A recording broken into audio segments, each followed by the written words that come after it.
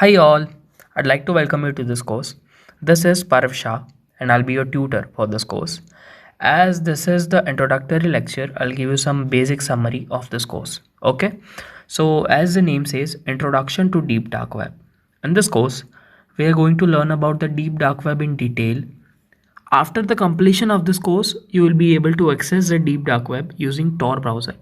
And plus, we are also going to explore the spooky side of the dark web.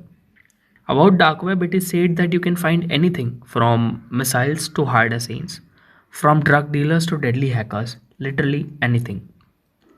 Well, shockingly, it is true. Okay, we will discuss about these things afterwards in detail. First of all, let me give you the overall summary of the whole course, like what points we are actually going to discuss. Okay, so as this is just a summary, we are going to get the overview of these topics, right? And of course, all topics will be again discussed in this course.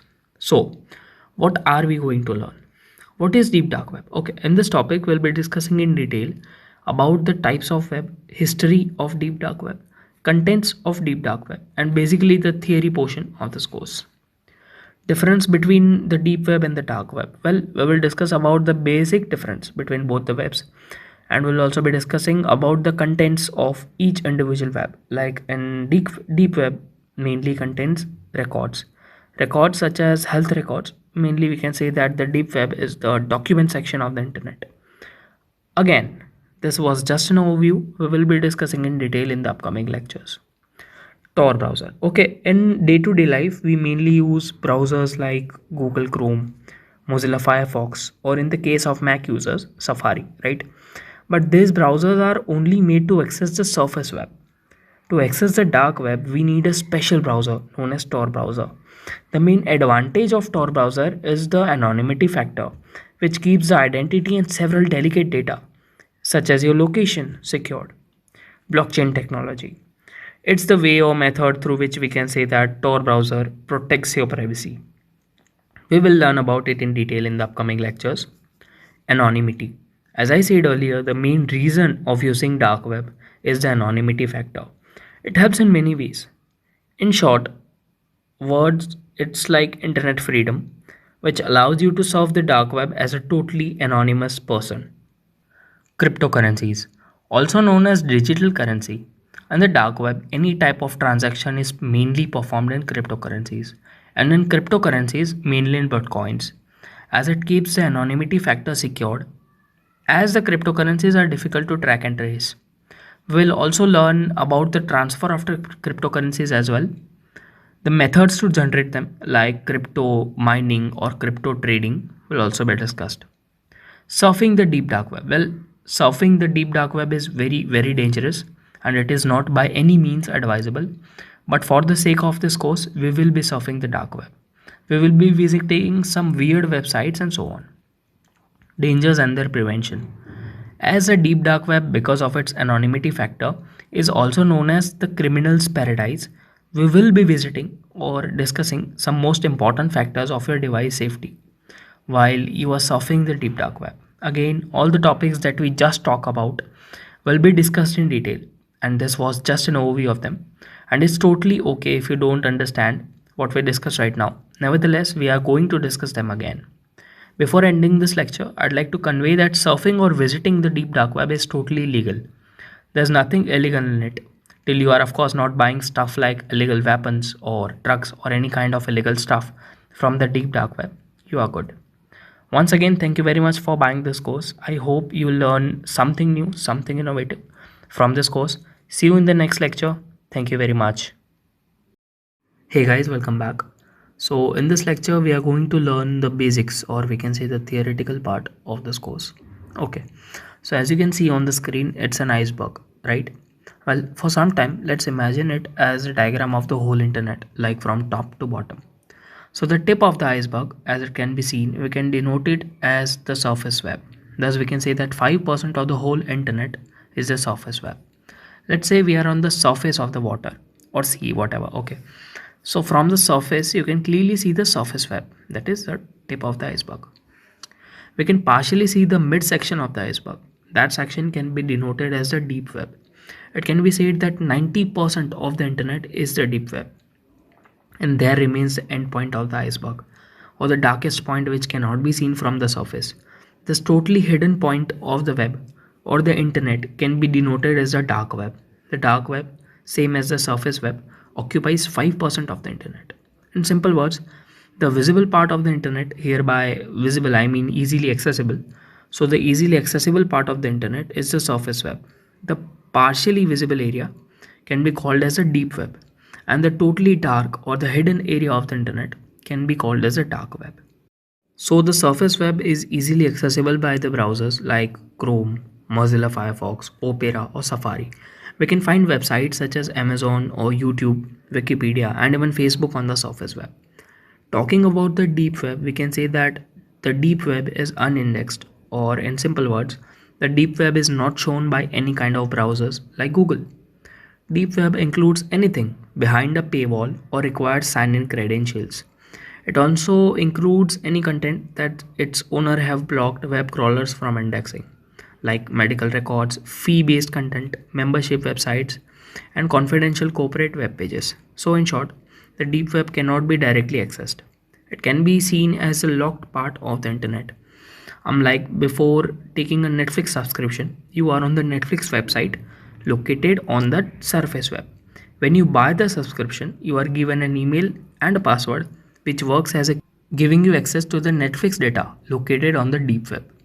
Moving to the dark web section, we can say that the dark web is the subset of the deep web, which is intentionally hidden. It can be accessed only by using a specific browser, Tor. Actually, no one really knows the size of the dark web, but most estimates put it around 5% of the total internet.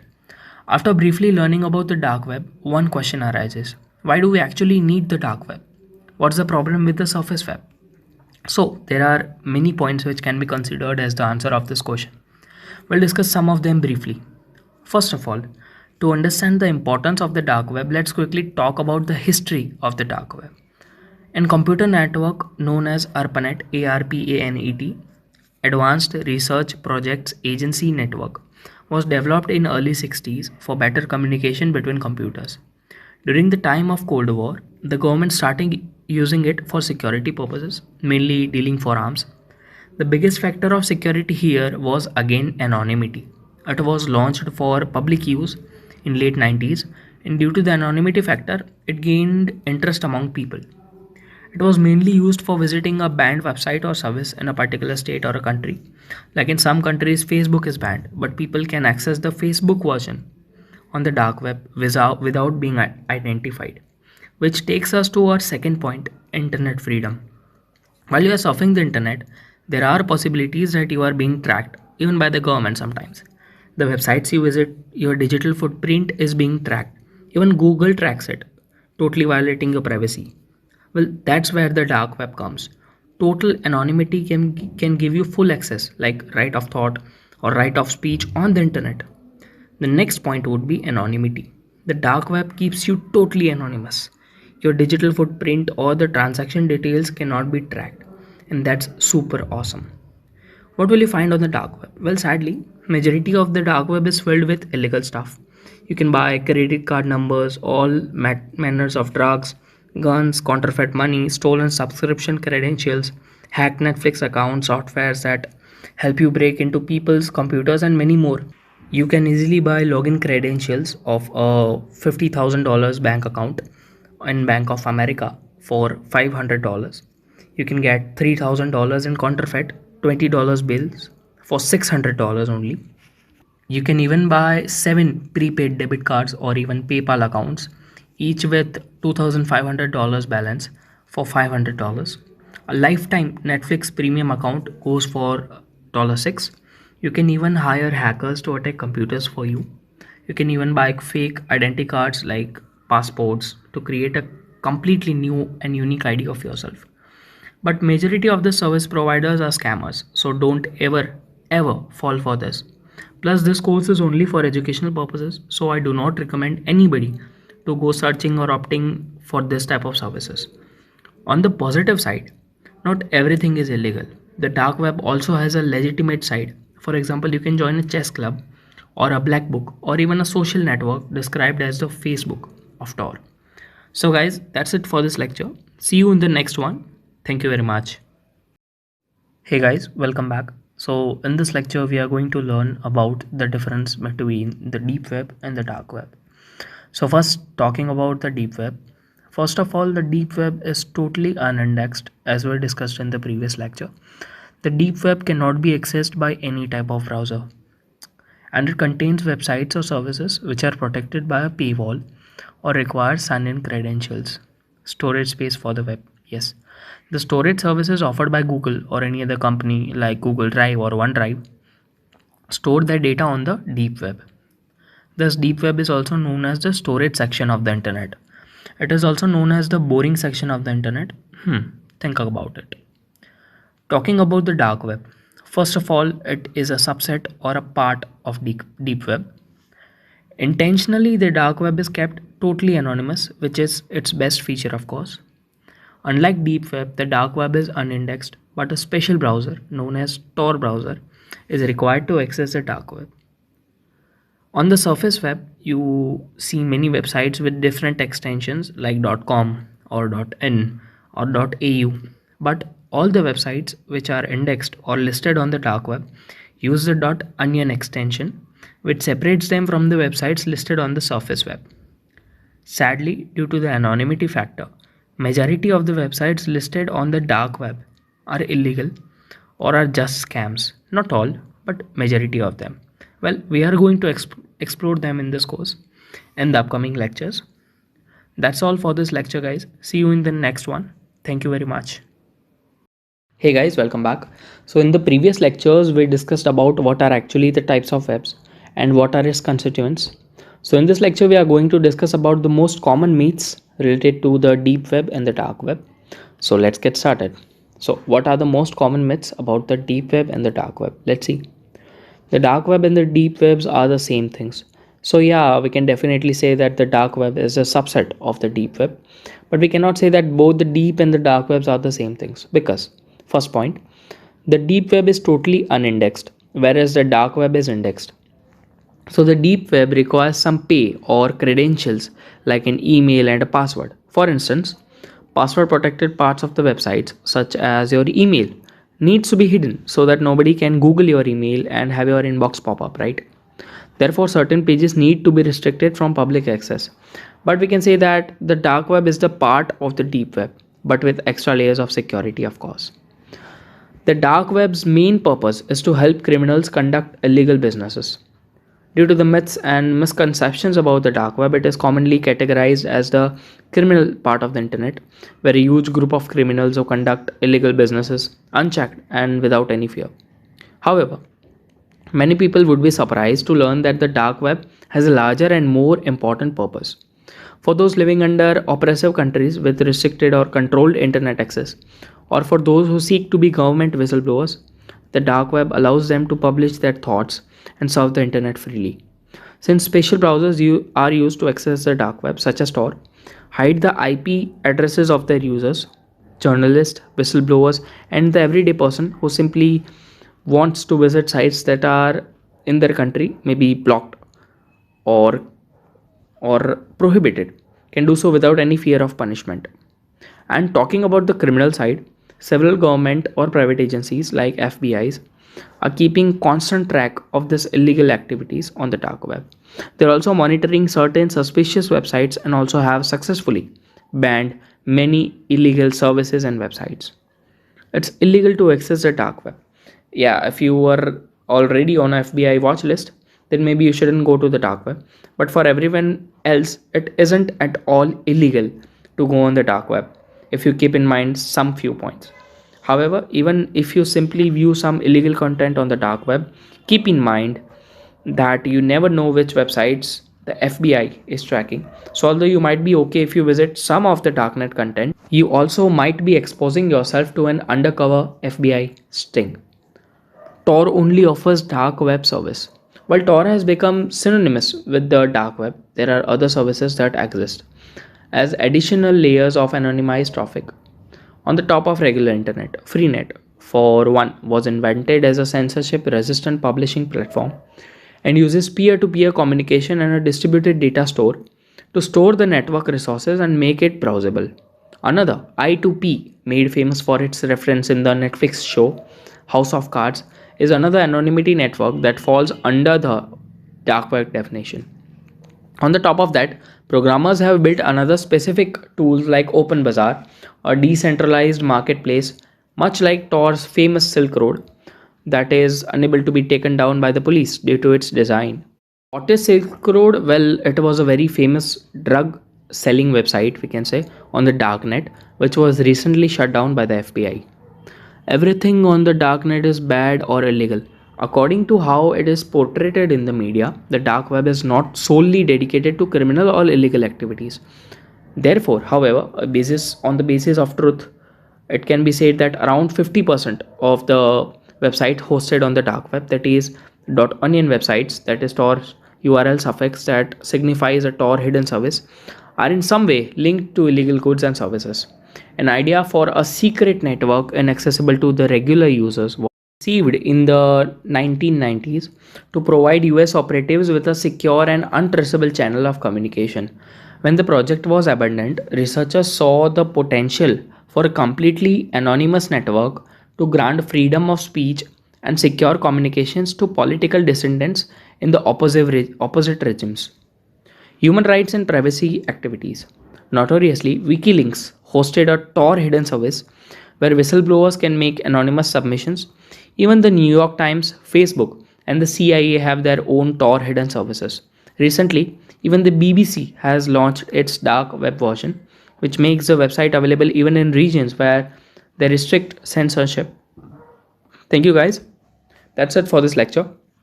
In the next lecture, we are going to discuss about the Tor browser and how it works. See you there. Thank you very much. Welcome back guys. So in this lecture, we are going to learn about the Tor browser. What is Tor? So as we know, Google is one of the web browser used for accessing the surface web. Similarly, the Tor browser is used to access the dark web. Then why can't we use Google to access the dark web? Because the Tor browser anonymizes the web traffic using the Tor network, making it super safe and easy to protect your identity online. Actually, as you can see on the screen, the logo of Tor browser is an onion, right? Well, it's because the onion symbolizes the multi-layer protection which is provided by Tor. Tor completely hides your identity, your IP address, as well as the location from where you are accessing the dark web. Whereas due to this multi-layer protection browsing, the deep dark web through Tor may be slower as compared to accessing the surface web or the clear net using various other browsers. Tor is also illegal in several countries that want to prevent its citizens from reading, publishing, or communicating anonymously. Journalists around the world have made Tor a hub for several types of news which the government does not want to be disclosed. Several news related to corruption and sensitive topics can also be found on the browser, due to which the governments are working to break the Tor anonymity properties, while on the other hand, researchers are on hard work improving it. Tor browser is also available for Android and iOS. In Android, you can find it as Orbot or Orbox, ORBOX, easily from Play Store, and in the case of iOS, you can find Onion browser from the App Store. So how exactly Tor works? Tor keeps its users anonymous using the blockchain technology. Blockchain technology is also used in transfer of digital currencies like bitcoins to make transactions untraceable. So as you can see in the diagram, let's say Alice is trying to open the Tor browser. So first of all, Alice device gets the dictionary or directory of all the available Tor nodes from a server, right? So Tor officially has no devices or servers, but several volunteers all around the world have provided their device as Tor servers, which helps Tor create more protection walls as it improves the browsing speed.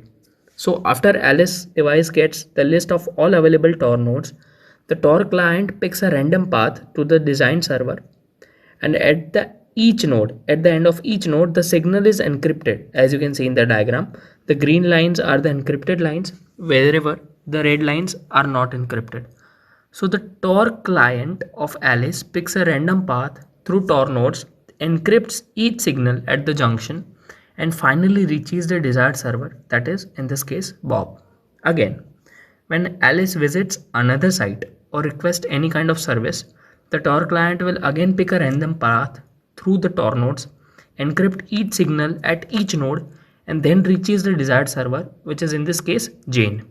So you see, there are many phases of encryption between the client and the server, which makes the hacker or any third person party nearly impossible to trace. Thank you. That's it for this lecture. Hope you learned about how the Tor browser works. In the next lecture, we are going to learn about Tails, another secure way to protect your privacy. Thank you very much. See you there. Welcome back, guys. In this lecture, we are going to learn about Tails. Tails is another way to protect your privacy, and it's my personal favorite, and it's the best. So, what is Tails? The full form of Tails is the Amnesiac Incognito Live System. The Tails is an operating system built using Linux, and it mainly uses Tor to send any kind of traffic. It has almost all tools of the dark web pre-installed and can be used on a USB drive or a DVD drive on any computer. And when it is ejected, it deletes all the data stored or processed in the device, so it leaves no digital traces, and it's not possible to prove that Tails was used on a particular device. Let's wrap it up again, and this time in a very simple language. So basically, Tails is an operating system installed in a USB drive or a DVD drive, due to which it can be used on any device. You just need to plug in the USB or a DVD, and you get your own OS. Plus Tails does not write or store any kind of files in the computer. Everything is processed in the processing unit of the computer, by which I mean if you download any type of cookies or any type of files from the dark web, everything that you have downloaded is stored in the processing unit of the computer, not in the hard drive of the computer, due to which when the USB or DVD is plugged out, all the data into the computer related to Tails is permanently deleted. Even all the files stored in the USB or DVD drives which contain Tails are deleted, due to which as compared to using Tor on a desktop device, it is more safe to use Tor using Tails. And Tails is super safe. Like if you are using it on a device and you are attacked by a group of hackers, you just need to plug out the drive and your data as well as your device is safe from any kind of threat. In this course, as we are focusing more on the Tor browser and on the dark web of course, the further detailed guide about Tails, like installing it and its important settings, are not discussed here.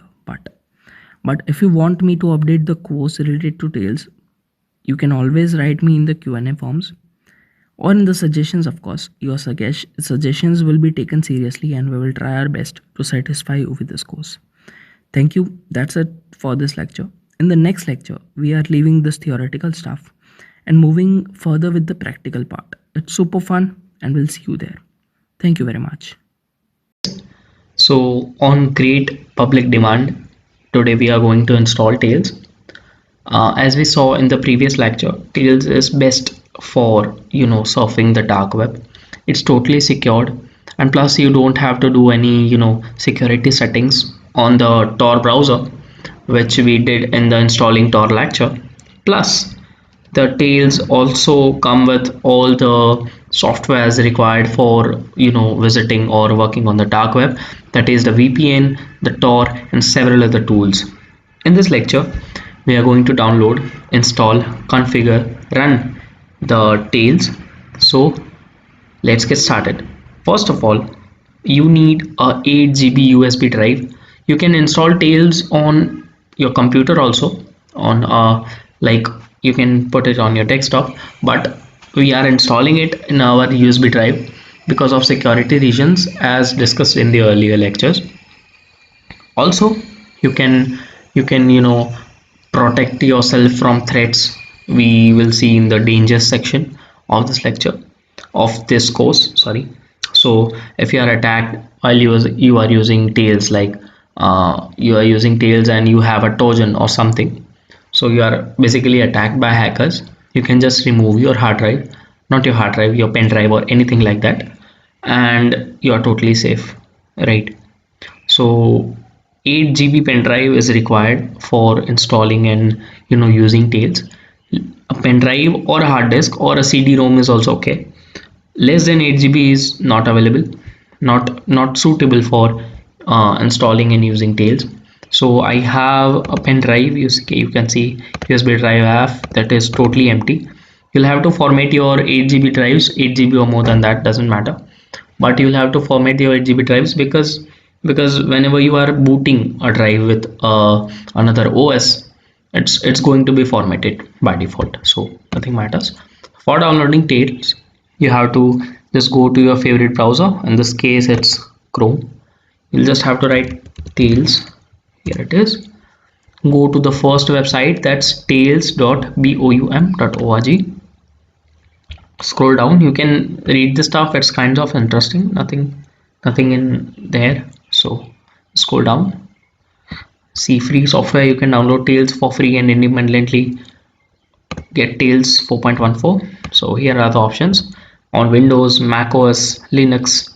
Currently we are installing it on the USB drive, so we'll be clicking on 4 USB sticks, USB image, click on that, download Tails, verify download. Okay, so if you read on this website tails.borum, which is the official website of Tails, you'll see that it requires 2 websites to configure and install Tails. But it's not like that. You can also use one website, only one pen drive. Sorry if I was saying pen drive before, sorry, website before. But you by default only require one pen drive, and in this video also we are going to use only one pen drive for installing Tails. The second pen drive which the Tails website recommends is for storing capacity, because as discussed earlier, whenever you remove your pen drive containing Tails OS, it will delete all the files you have created previously, right? So it will be like a factory data reset in your phone. Whenever you'll open Tails again, it would be empty, right? So it doesn't matter. For downloading Tails, just click on download Tails 4.14 USB image. It's 1.1 GB file. Click on it, and in some time it will be started downloading. All right, so I have downloaded it, so I'm just canceling it. For booting your pen drive with this Tails image file, you'll have to download another software, that is Rufus.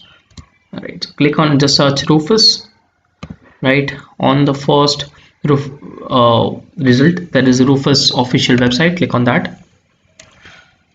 You see Rufus drive properties and things like that. We'll see this later. Just download this software now. So we'll see Rufus 3.13 at current time when I'm recording this video. The latest version is 3.13. On whenever you are downloading, there may be some another higher version than this.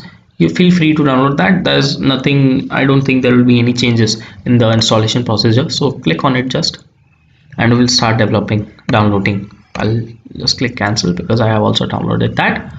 When you have downloaded your Tails disk file .iso or .img file, you'll have to verify your download, because sometimes, or not majority of the times, there are chances that you have downloaded some corrupted version. So it's better to verify that. See, I have downloaded Tails AMD64.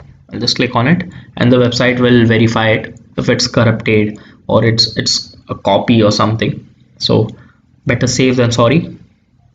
It's being verified. After verification, we'll boot the Tails into our pen drive, right? So again, I'll show you my pen drive. This is the USB drive in which I am going to install Tails. It's showing 7.24 GB left, but it's like 7.8 GB. 500 MB is emergency storage or something, they tell it, but the main memory of the pen drive is 7.8 GB. Verifying Tails again, it can take 2 to 5 minutes, doesn't matter, but it's very important part. Don't ever skip this verification part. See, verification is successful.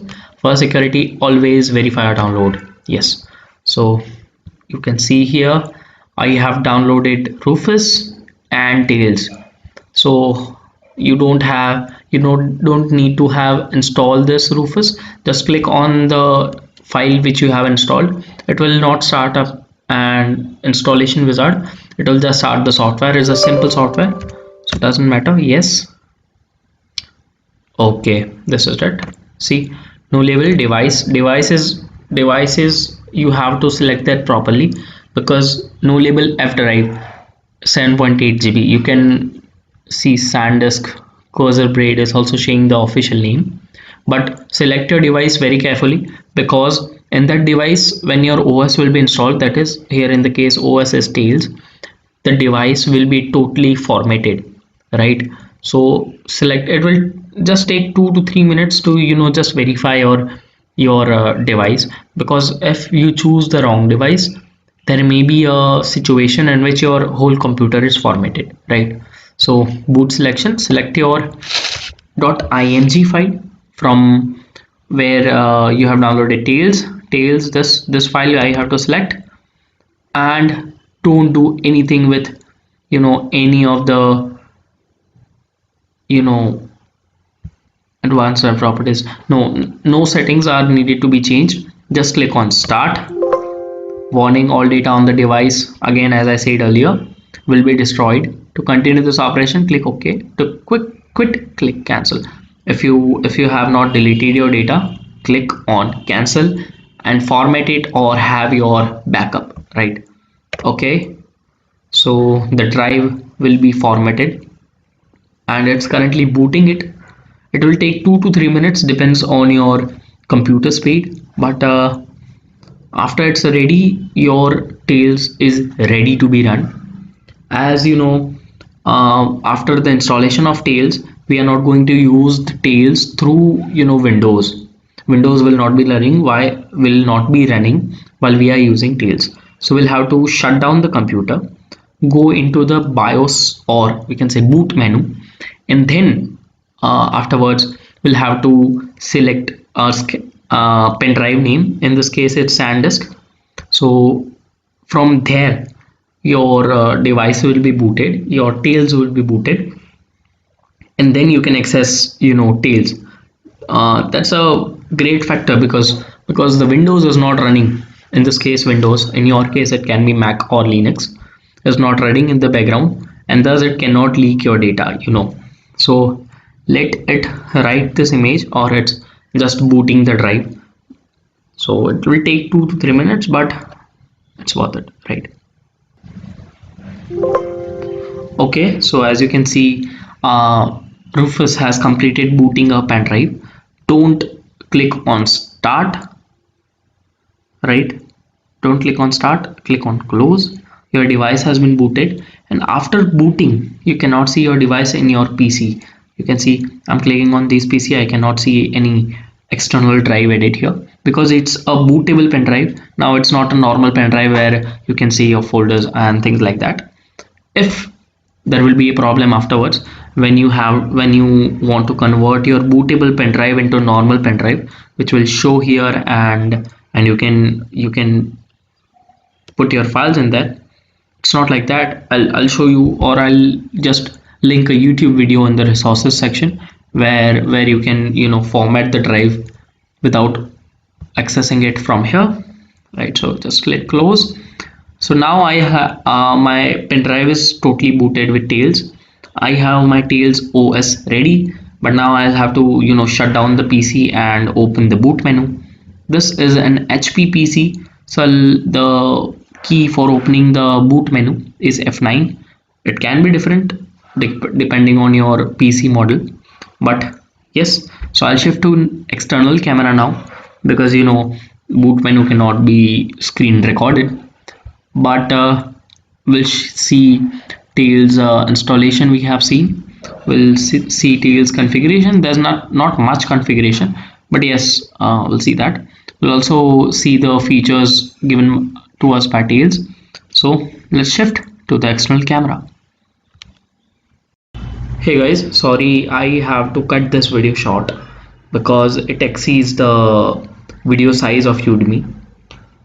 But no worries, in the next lecture you will see the screen recording of my Tails starting and stuff like that, where I will be restarting my computer, opening the BIOS settings, and booting into Tails, and using some functions of the Tail, basic configurations of the Tails. Nothing much. Thank you very much. In the next lecture, you will see these things. Sorry, I was thinking of including these things into this lecture, but this video was going too long, and also in the size, it was quite big. And Udemy didn't give an error. Udemy actually gave an error that you cannot upload videos of this much size, so I'll have to cut it in half. But no worries, in the next lecture, we'll see each other. Thank you. Hey guys, welcome back. So, in this lecture, we are going to install Tor and are going to change the security settings of Tor for more privacy and protected browsing. So, until now, we have completed all the theoretical section of this course, and now we are heading towards the practical section. So, let's go to our computer screens quickly. Okay, here we are on a computer screens. First of all, open your browser, search Tor, and you'll find the first link. Just click on it, and you'll be on the official page of the Tor browser. Use a mask, use a Tor. Your donation will be matched by friends of Tor. Okay, explore freely. So download Tor browser, and you can download Tor for Windows, for Mac, for Linux, for Android. And as we discussed earlier, for Android, you can also download Tor from Play Store as Orbot or Orbox. So let's download for Windows as this is a Windows PC. So it started downloading. So the download is finished. Let me check the downloads folder for it and install Tor browser quickly. So just give me a minute. Download folder, yeah. Installer. I'll first cut paste it and paste in another Tor folder I have made on the desktop. So install it. Do you want to run this file? Yes, run.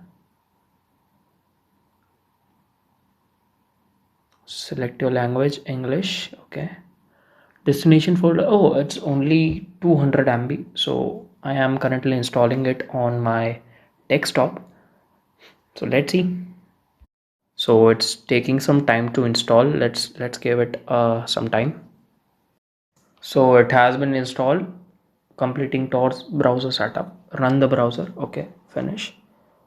So you can see there is a Tor browser folder made on my screen. Let's see the browsers. Okay, these are just installation files. No need to toggle with them. So let us quickly start the browser. Oh, I think it's taking some time because it's starting for the first time on this computer. Click configure to adjust network settings. Okay, if Tor is blocked in a country, you can configure it here, but it's not banned. So let's click on connect. Okay, to be on a safer side, it's not recommended to use Tor in a full screen mode. So let's skip it in this size only, and it's also not advisable to access the dark web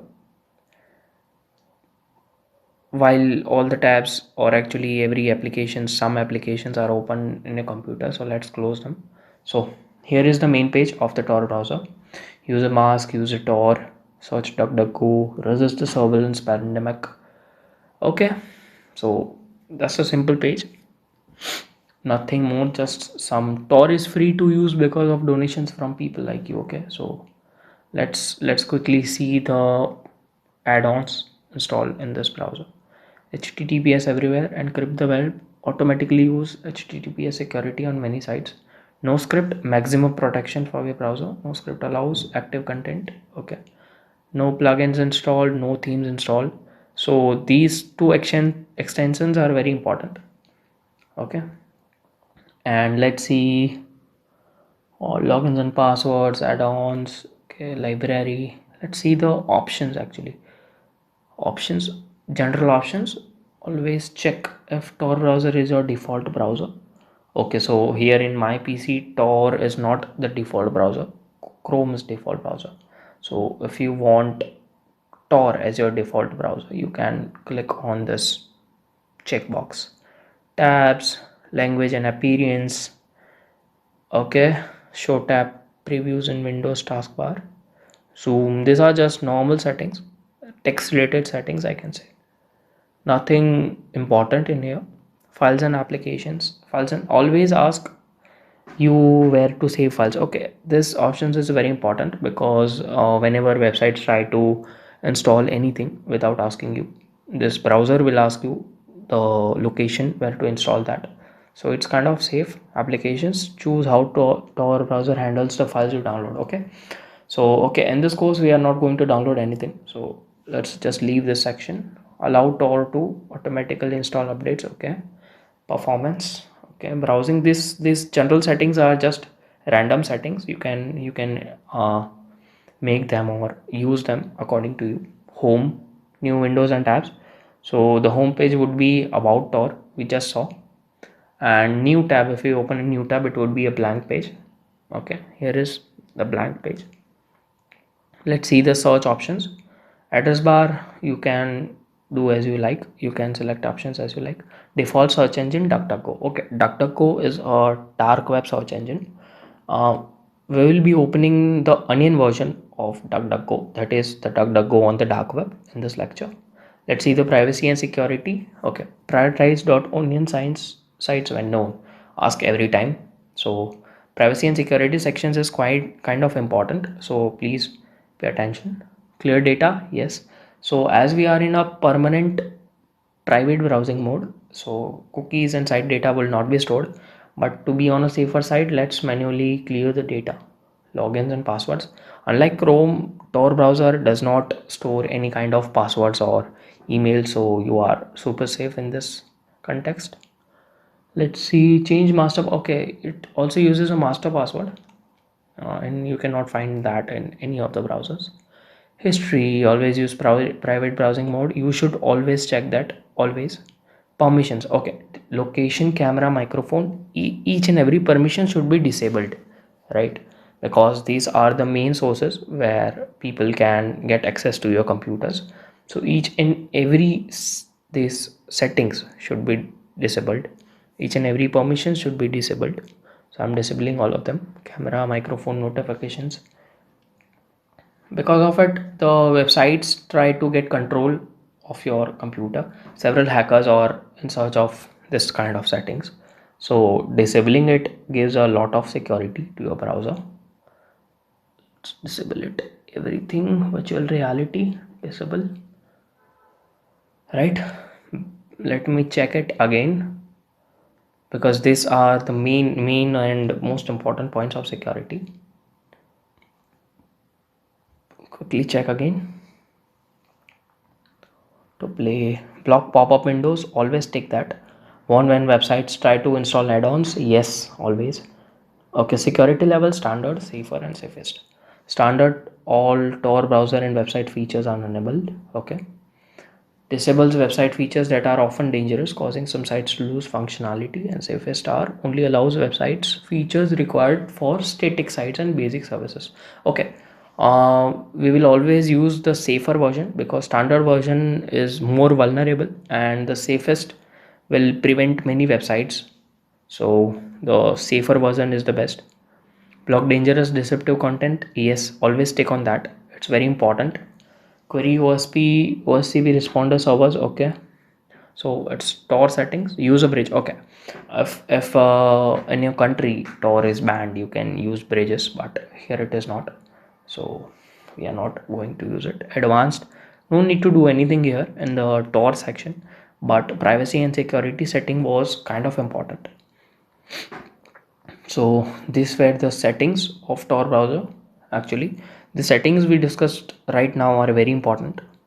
Okay, so let's see the DuckDuckGo browser. Actually, see the DuckDuckGo. What is DuckDuckGo browser? DuckDuckGo by default searches the surface web, but it can also open .onion websites.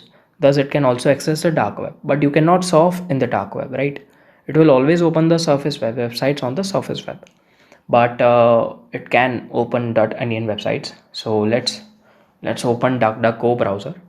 It's like in Google there is Chrome, so in Tor there is DuckDuckGo, right? There are many of them. Actually, DuckDuckGo cannot be used to surf the dark web. For surfing dark web, we will be using another browser later in this course, that is Excavator, right? start off being, so DuckDuckGo is a very safe browser. It will never track you. So here is the onion link of the DuckDuckGo browser, which is located on the dark web. So for more security, we are opening the onion link of the DuckDuckGo browser. It's the same DuckDuckGo, just on the dark web. So you see it's taking some time because we are accessing the dark web. So because of the blockchain technology we discussed earlier, it's taking some time. So privacy simplified, help spread DuckDuckGo. We won't follow you, we don't store your personal information ever. So uh, that's it. We don't follow around with ads, we don't track you. It's total opposite of Google actually, because it does not store any of your data. Indeed, it will not ask you to create accounts and anything. So it's great. DuckDuckGo is very famous and actually, so people use it very much. So yeah, guys, that's it for this lecture. We learned about installing Tor, made some privacy settings, and finally opened DuckDuckGo in the onion version of the DuckDuckGo actually. In the next lectures, we will be surfing the dark web and we will be opening the real .onion websites, which are really hosted on the dark, or we can say deep web. So see you there. Thank you very much. Hey guys, welcome back. In this lecture, we are going to discuss about cryptocurrencies. What are they, and most importantly, why are they so famous? So let's get started. So what are cryptocurrencies? A cryptocurrency can be called as a digital or virtual money. It's not like virtual money we have in bank accounts, which remains the same excluding the interest we get, because there is not much difference. But this virtual money which we are talking about can be traded, sold, as well as can be bought for profits. The cryptocurrencies are secured by cryptography, which makes them nearly impossible to counterfeit or double spend. Actually, the cryptocurrencies are stored in a wallet, not a real one, but a virtual one. Now you can also store them in a virtual wallet, as we discussed, as well as it can also be stored in a physical wallet like a pen drive or a CD-ROM, which makes them super portable. Plus, as they are encrypted through cryptography, it is nearly impossible to just copy it and paste it on some other location. It's doubling it. So due to cryptography, it's nearly impossible to counterfeit them or double them.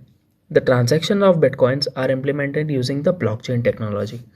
We discussed about the blockchain technology previously in this course.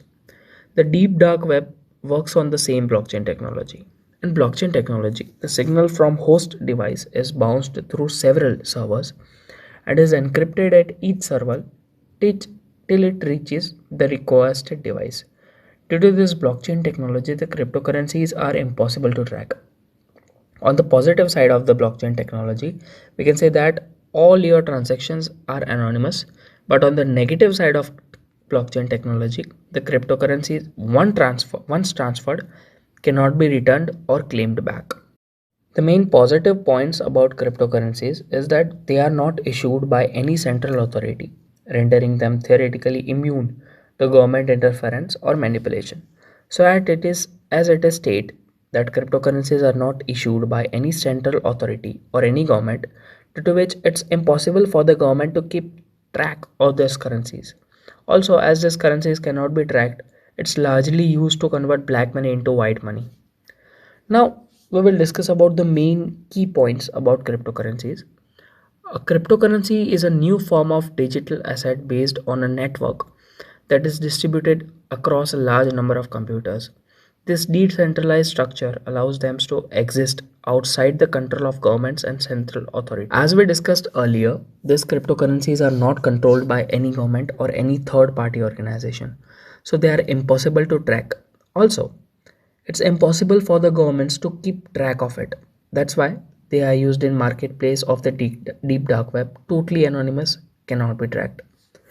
The word cryptocurrency is derived from the encryption techniques which are used to secure the network.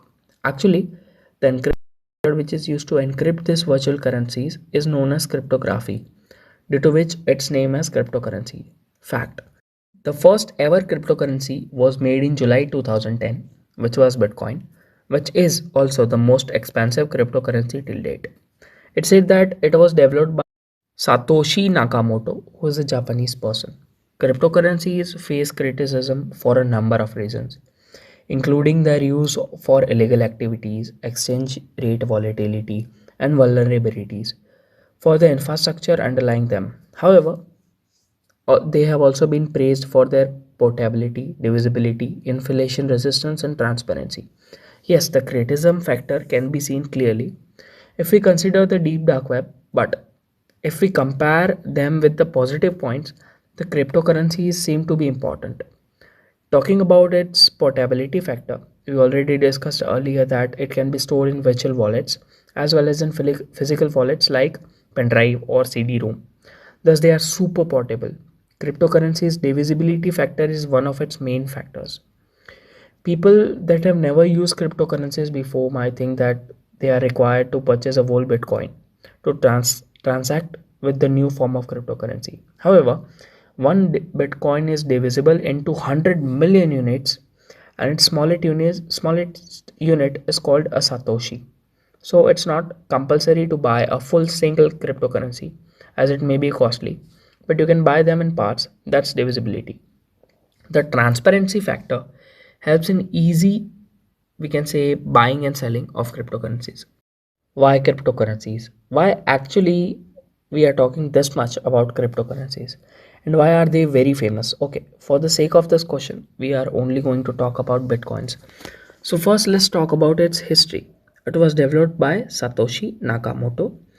It has high volatility, that is, its price can go up or down very rapidly. It was started in July 2010. Its starting price was 8 cents. Okay, that was 2010. But talking about 2020, its price is $16,563. That mountain high 20 million% increase, and that's not a small value. Let's see its graphical form. So you see, people who have purchased bitcoins for 8 cents in 2010 have converted these 8 cents into $16,000 in just 10 years. Due to this high volatility factor, the bitcoins are being more famous to, and they are investing a loads of money in them. Fact, there are only maximum 21 million bitcoins in the world, and today there are around 18.5 million bitcoins in circulation. You guys, that's it for this lecture. We discussed about the origin and the basic points about cryptocurrencies. In the next lecture, we'll be discussing about the advantages and disadvantages of cryptocurrencies. See you there. Thank you very much. Hey guys, welcome back. In this lecture, we are going to discuss about the advantages as well as the disadvantages of cryptocurrencies. So let's get started. Advantages of cryptocurrencies. Let's see. Cryptocurrencies hold the promise of making it easier to transfer funds between two parties without the need of a trusted third party like a bank or a credit card company. Yes, the transaction process of cryptocurrencies is pretty easy and convenient as the transfer is conducted through blockchain technology. There is no need of a third party organization like bank or government for secure transfer of these virtual currencies. For transferring cryptocurrencies, only the public key of a person is required. That's it. These transfers are instead secured by the use of public keys and private keys and different form of incentive systems like proof of work or proof of stake. Okay, yet in this course we have not discussed about public keys and private keys. We are going to discuss them in this lecture. But in short, we can say that public keys and private keys help in encryption of a Bitcoin wallet. The private key can be considered as the PIN of a bank account, and the public key can be considered as the account number. Thus, as public keys and private keys also play a key role in the encryption of a Bitcoin wallet, and proof of work is an algorithm in the blockchain technology which is used to confirm the transaction and form new blocks to the chain. Fund transfers are completed with minimal processing fees, allowing user to avoid the steep fees charged by banks and financial institutions for wire transfers. Well, as compared to the transfers fees taken by the banks or any other organizations, the transfer fee of bitcoins are very low indeed. So the transfer of bitcoins is really fast, secured, and cheap. But there is one disadvantage, we can say drawback of Bitcoin transfers, that they can be traced. Once you send a Bitcoin to a particular public key, you cannot recover that Bitcoin like we can do in the case of bank transfers. Let's move towards the disadvantages of Bitcoins. The semi-autonomous nature of cryptocurrencies transactions make them well suited for a host of illegal activities such as money laundering and tax evasion. Well, the whole dark web works on this drawback as all the payment methods of illegal activities are in the form of bitcoins, makes them perfect for scams like money laundering or tax evasion. On the other hand, the scammers are totally secured as after payment they cannot be tracked. But in the term of tracking, the bitcoins are quite weak. Some governments have traced the bitcoins and several illegal vendors are caught. Ethereum is more secured and transaction friendly as compared to bitcoins. Benefits of privacy like protection for whistleblowers or activities living under the pressure of governments, etc. Some cryptocurrencies are more private than others. Yeah, as we discussed earlier, the cryptocurrencies provide more protection to people doing illegal stuff, like whistleblower, for example. These people are responsible for leaking several secret and confiscated data in a company that most probably they are working in to a competitor company for a sum of money, which is usually paid in cryptocurrencies. So this is one of the major disadvantages of cryptocurrencies as they protect the people implementing illegal stuff. Taking the privacy aspect in the consideration, Bitcoin, for instance, is a relatively poor choice for conducting illegal business online. As we discussed earlier, the forensic analysis of Bitcoin blockchain has helped authorities to arrest and prosecute criminals. More privacy oriented coins do exist, however, such as Ethereum, Dash, Monero, or Zcash, which are far more difficult to trace, but still majority of illegal transactions are still implemented in the form of bitcoins. That were the advantages and disadvantages of cryptocurrencies. Let's now get some details about the private keys and public keys in the case of cryptocurrencies. So, what are private keys and what are public keys? Let's understand that what is a private key. A private key, also known as a secret key, is a variable in cryptocurrencies that is used with an algorithm to encrypt and decrypt code. See, cryptocurrencies are nothing but blocks of code which are protected by several encryption codes, right? So, keys are only shared with the keys generator, making it highly secured. Private keys plays an important role in symmetric cryptography, asymmetric cryptography, and cryptocurrencies. We can compare the private key with the PIN numbers of a bank account, which is meant to kept private, with which is not to be shared with anyone. Also, unlike PINs and account numbers in bank, the private keys and public keys are also responsible to encrypt and decrypt the transactions which are being shared or received. Public key. Public key cryptography is a type of cryptography in which both the public keys and private keys are used for encrypting as well as for transfer of cryptocurrencies. The private key is meant to be kept private, whereas the public key can be shared, which is further used as an address for transaction of cryptocurrencies. So guys, that's it for this lecture. We discussed about the advantages as well as the disadvantages of cryptocurrencies. Plus we also discussed about the private keys and public keys. In the next lecture, we'll be going to a Bitcoin wallet and see the available cryptocurrencies. We'll also discuss about Bitcoin trading and Bitcoin mining. See you in the next lecture. Thank you very much. Welcome back, guys. So in this lecture we are going to learn about how to buy cryptocurrencies, and we'll be also visiting the online wallets available for storing, trading, as well as buying these cryptocurrencies. So let's head towards our computer screens and visit these websites. Here we are. So we are going to talk about two online cryptocurrency platforms which provide services like crypto trading, buying, as well as storing.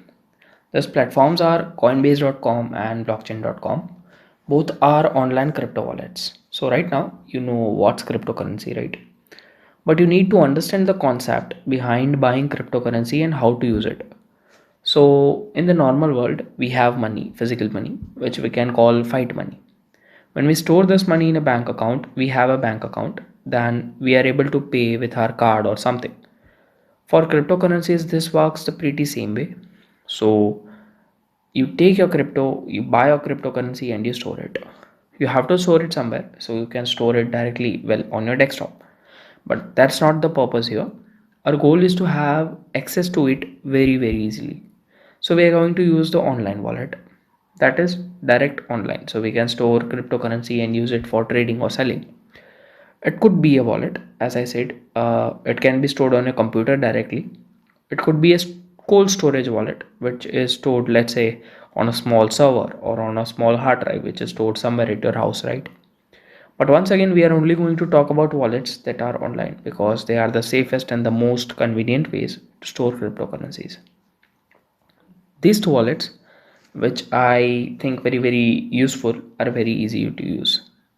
I'm not going to use my official trading account for security purposes. So the account which we will be using are just dummy accounts. So these are just example accounts to see a little bit what it is, how it works, and why are they very cool to use. So the first one that we are going to visit will be coinbase.com.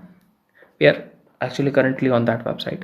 So when you get on the website, you will have to create yourself an account. You'll also have to add your email address and security. It's very secure because every time you will try to log in, you will receive a OTP. So you'll have to enter your code. So it's very secure. So here we are on the home page of coinbase.com. So here is the watch list section where all the famous cryptos and the cryptos you have earned are shown. On free crypto with Coinbase on. Okay, we'll discuss about this section afterwards. This is portfolio section, which shows the cryptocurrencies which are owned by you. So let's see the portfolio section. Portfolio balance. These are your balance. You own cryptocurrencies, right? Your assets. Actually, as this is an dummy account, we don't own any cryptocurrency. But you see, there are many cryptocurrencies listed here. Invest over time, buy crypto every day, week or month. Okay. Prices. Okay, this is the price section which shows price, percent change, market capacity, etc. of this list of bitcoins. Actually, if I'm not wrong, this list is of limited bitcoins.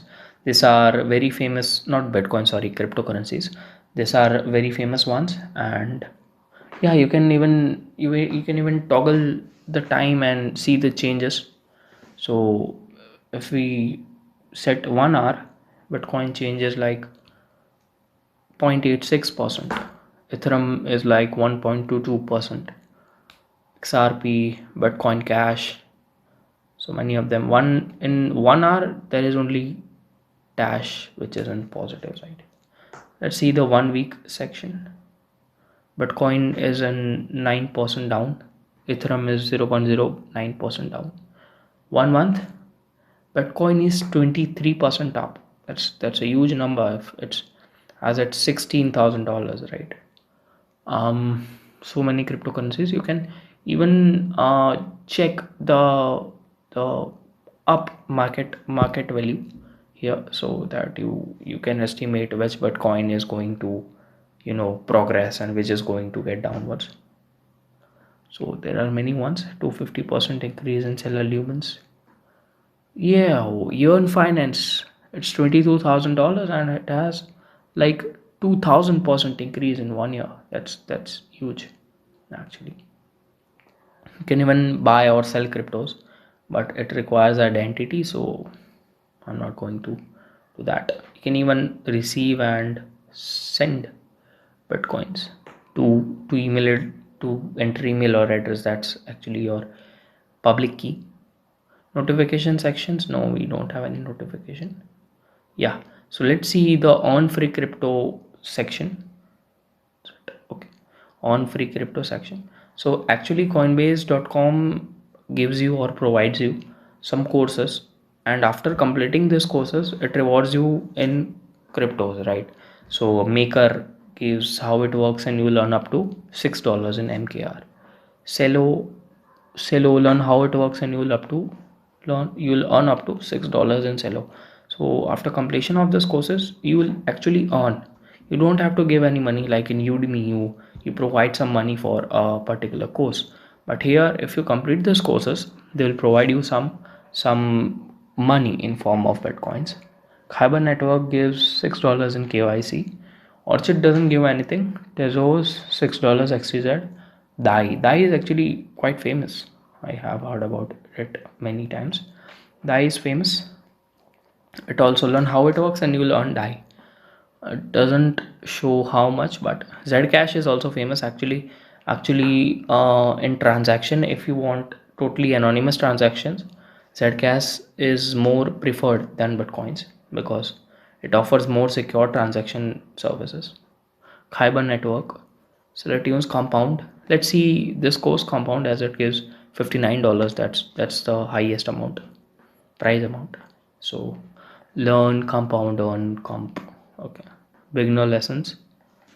So how it works, learn how it works, and you learn up to $59 in comp. On interest with compound, borrowing crypto with compound, you can, these are just video lectures, you can watch them and on. That's great. You will also increase your knowledge. Use compound with Coinbase wallet. It will give $10 in comp and $3 in USD. So that's great actually. Want more compound, invite your friends and you will earn up to, so four friends, and so you invite four friends and you get like 10 comp. So that's it for coinbase.com. So on crypto while learning crypto. Okay, maker. And so let's now visit blockchain.com, right, and see what's its services. So welcome back. It gives you ID. Okay, wallet ID. It's asking for a password. Actually, the my previous account was locked. That was also a dummy account, so there was no problem actually. So this is the dashboard of blockchain.com. Bitcoin, Ether, Bitcoin Cash, total balance. This is a graph of Bitcoins actually. Yes. Actually, also again, this is a dummy account, so we don't own any of the cryptocurrencies.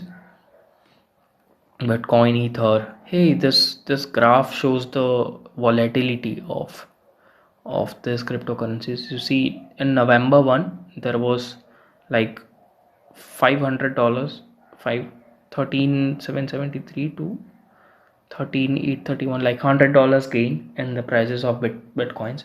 That's huge. See, in a month there was 23.74% gain, and that's not less because it's $3,000, right? The prices of bitcoins have gone up $3,000 in just month. So that it's famous because of its volatility actually. Then if not volatility, what is the difference between stocks and this cryptocurrencies? So let's see in a day actually. Prices fluctuation in a day of bitcoins. So November 27 it was $17,000, and so the lowest is 16,488 and the highest is $17,161. That's huge. See the Bitcoin section. Bitcoin section is like Bitcoins are down 9.83% this week. Buy Bitcoin now. Okay. It'll ask you some money actually. Yes. $0 Bitcoins, 5,000 maximum buy. Okay. $5,000 maximum buy. So you can't even buy a half Bitcoin, but half Bitcoin is quite huge. You can even buy Bitcoins, Ether, Bitcoin Cash, Stellar, USD. You can even buy in US currency. That's great. You can even see stocks in USD. By Ether price is $509. You can even convert Ether to your money and withdraw it later. So yeah, you see many things: Ether, Bitcoin Cash, Stellar. See the dashboard again. US dollars. Even you can invest in dollars, euros, pounds. These are actually cryptocurrencies, not stocks, but they are also great. So total, see, this is the balance. Actually I don't own anything, so there is zero. But see hardware section. uh, I have not plugged any kind of hardware in here, so it's showing zero. But if I plug a hardware which contains any kind of Bitcoin or any cryptocurrency, it will quickly scan and show how much I own, right?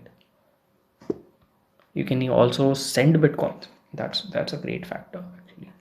From Bitcoin wallet to, you can paste here the public key of the person who you want to send it. Oh, it's trying to, no. Okay. You can even convert in USD to BTC, so you don't have to like invest your bitcoins to the person. You can donate USD and the person will get it in bitcoins. You can even request bitcoins. This is my QR code and this is my public address. And this address, if you want, don't actually. So if anybody wants, they can send me bitcoins here. I am not asking, I am just telling, right?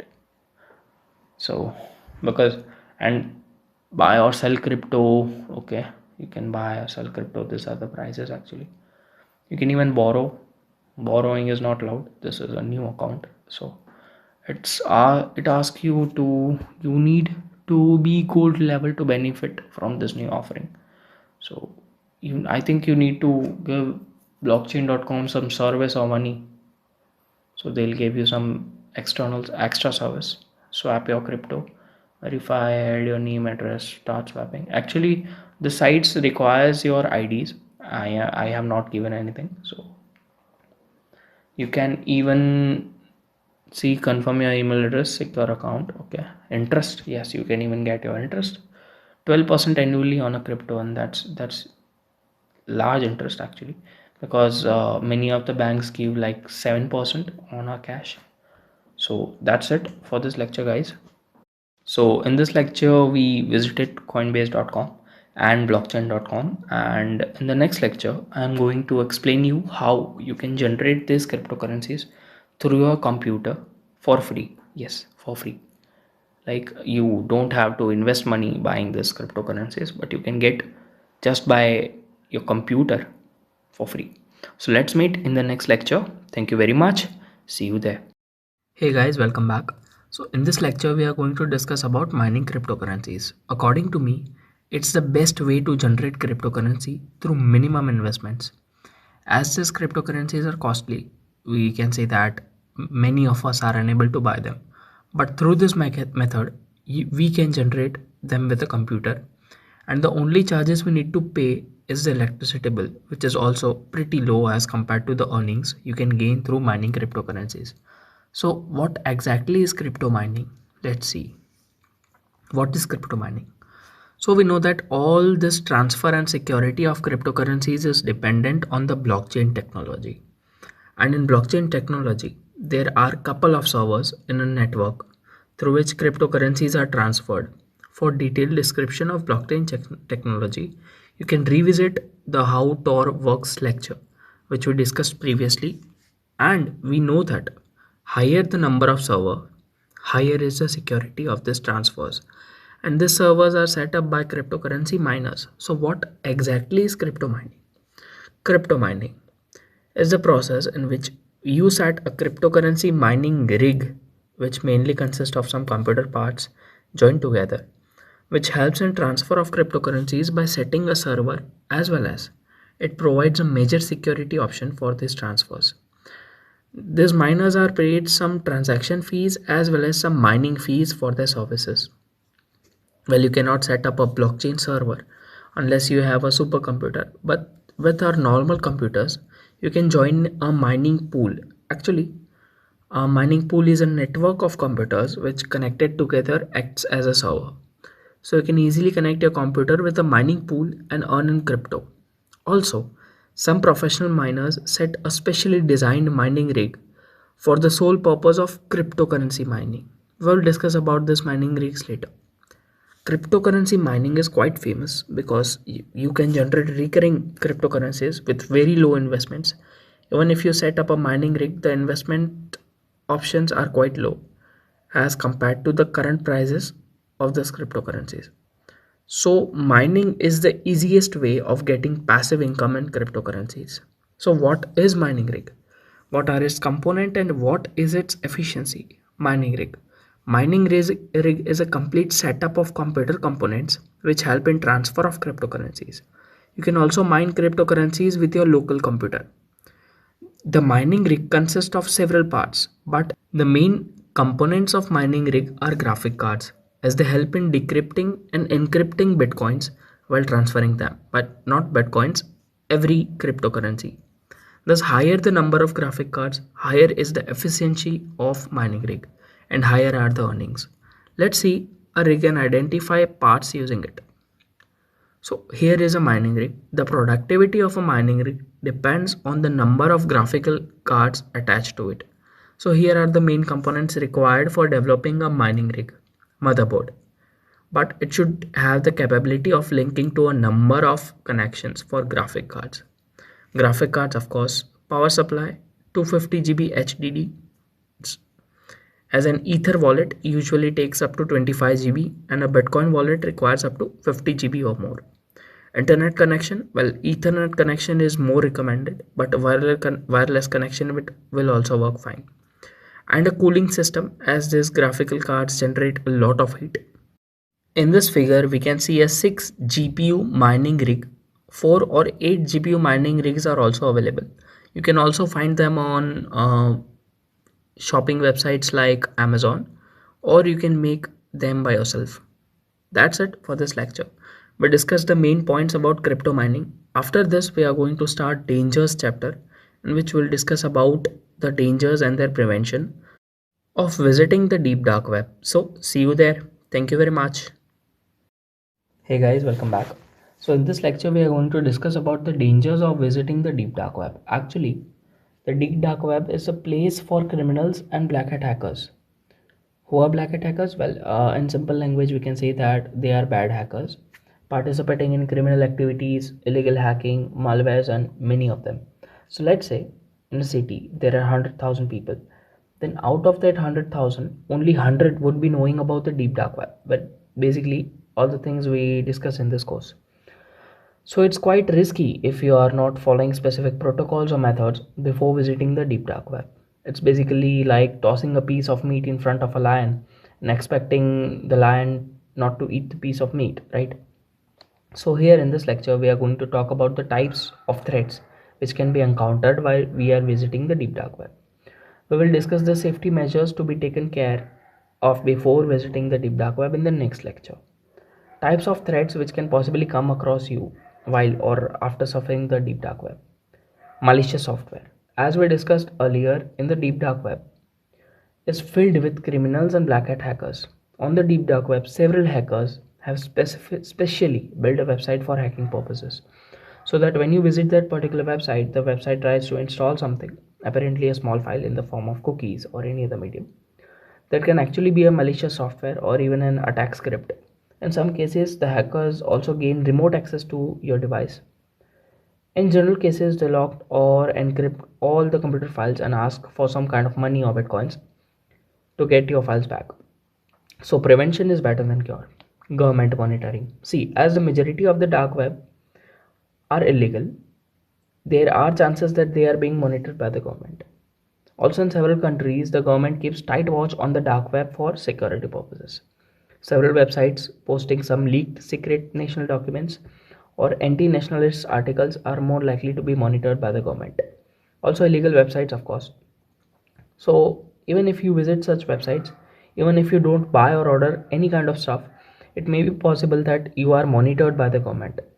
In several countries like China, mainly republic countries, it is more likely to happen. By the way, visiting the deep dark web is not illegal, but visiting some websites which are shortlisted by the government is. So better be safe than sorry. Scams. Of course, the dark web is filled with scammers. Majority of the websites offering cheap credit or debit cards, PayPal balance or Bitcoin generator or Amazon gift cards or even hitman services may be scam. Maybe the person having a hitman service website would be sitting in his garage wearing a pair of boxers and waiting for some fools to drop him free money, right?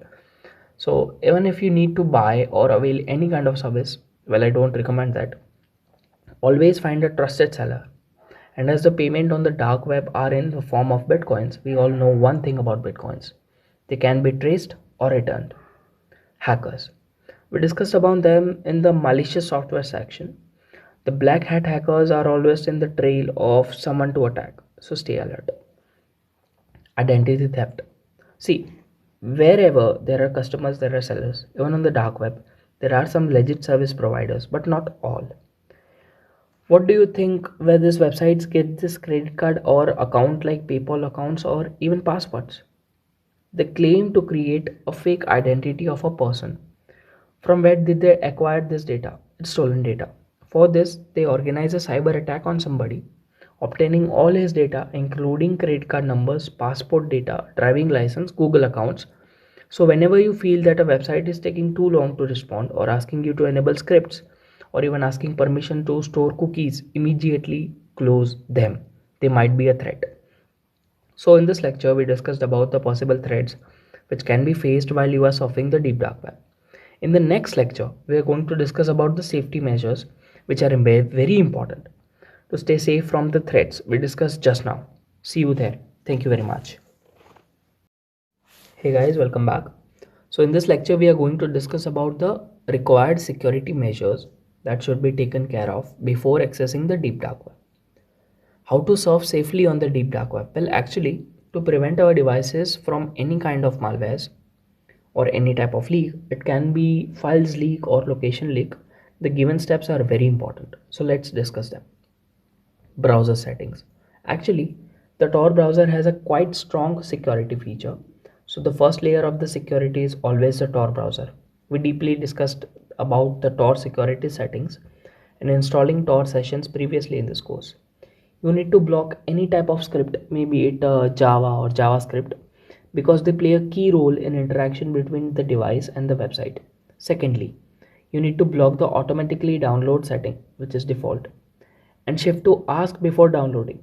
This can be very useful when device try to install certain files like cookies without asking permissions for it. And lastly, you need to deny all the services like location or data, which the browser asks sometimes. It can leak your data and location. For more details and practical execution, you can rewatch the installing Tor video up in the course. VPN. The Tor has an inbuilt VPN. It changes your location automatically as you open the browser. But several times, due to the information required by a particular website, this inbuilt VPN feature is breached. So for another layer of security, it is advised to use an external VPN. Public Wi-Fi. Do you know the website uploaders on the deep dark web always uses public Wi-Fi for updating or making any changes to this website? It is essential as your activity can be monitored by the government or any other individual, maybe a hacker. And if you are successful in breaching the Tor security, you can easily caught as you will be using your personal or office Wi-Fi. Once you are detected, the device IP, your location, etc., everything is leaked. So it's not compulsory, but it's advisable to use a public Wi-Fi while accessing the deep dark web. Tails, the Amnesiac Incognito Live System. Actually, we had a whole lecture on this topic. Tails is an operating system installed in a hardware device like pen drive or a CD-ROM, and it comes with all the applications required to access the deep dark web. And its main plus point is it does not store any kind of files. All the memory used while using Tails is executed in the processing unit of the computer, due to which whenever you eject the device containing Tails, all the memory related to the dark web is deleted in the computer as well as in the hardware device. So it's the safest way so far to access the deep dark web.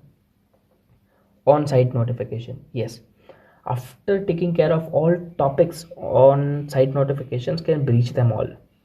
For the websites on the surface web, it's common to ask for cookies or any kind of data usage. But in the case of dark web, it can be very harmful. Once you accept the cookies policy of a website, it can download and store any malicious file, which ultimately invite hackers. My advice to you would be that you should use a computer that has no or negligible amount of sensitive data. So when it is hacked or any kind of malware is installed, you can just format the device and start over. That's the way I use. Anyway, that is for this lecture. We are really close to completing this course. Congratulations. You read so far. I really hope you enjoyed this course and I request you to give the feedback. Either it may be positive or negative. It will be very helpful for us to further improve this course. So that's it. Thank you very much. See you in the next lecture. Summary. In this video, we are just going to get a brief summary of what we learned in this entire course. So let's get started. So what did we actually learn in this course? First of all, we learned about the deep dark web. What is it and why is it hidden? In this lecture, we are not going to discuss the points deeply, but just the topics we learned. We learned the general difference between both the webs, their contents, and browsers we use to access them. Tor browser. We discussed about the Tor browser. As you know, it is used to access the deep dark web. We also discussed about the anonymity factor, which keeps Tor running and in demand. We also discussed about the security measures to be taken care of before accessing the deep dark web. In the installing Tor lecture, blockchain technology. It's the way through which Tor browser as well as the Bitcoin transfer takes place.